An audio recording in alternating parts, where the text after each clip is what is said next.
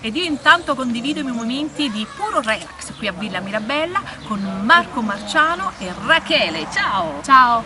Ciao Marco! Tutto a posto? Mamma, benissimo, specie quando siamo seduti qui con la gamba accavallata. Mamma mia, che rilassamento, anche tu, mettila anche tu. A posto. Allora, raccontiamo un po' quello che state facendo, soprattutto cosa presenterete all'interno di questo bellissimo format di Cantiamo Napoli. A chi do la linea? Di chi è la canzone? La canzone è quella. Allora, la canzone si intitola Giuro che ti amo, scritta e arrangiata dal grande maestro Gigi De Falco. E te com'è nata questa collaborazione?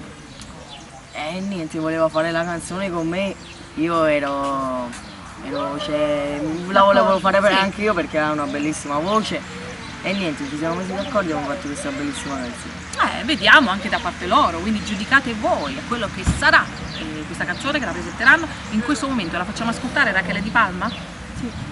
E salutando tutta la famiglia Crispuolo. Gli autori, vogliamo ricordare gli autori? Sì, gli autori sono, la canzone è stata arrangiata e scritta dal grande maestro Gigi De Falco, che salutiamo con un forte bacio. E adesso non ci resta che dire, tutti e tre insieme, Cantiamo Napoli!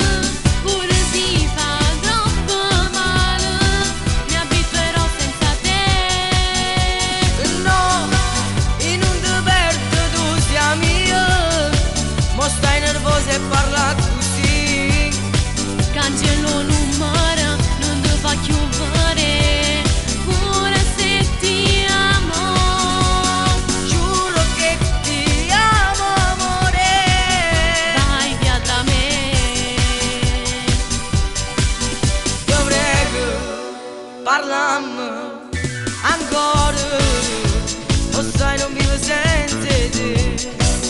Battendo, si stata cattiva ma che vuoi più a me,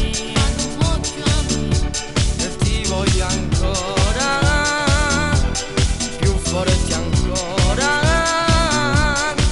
ormai fernuta.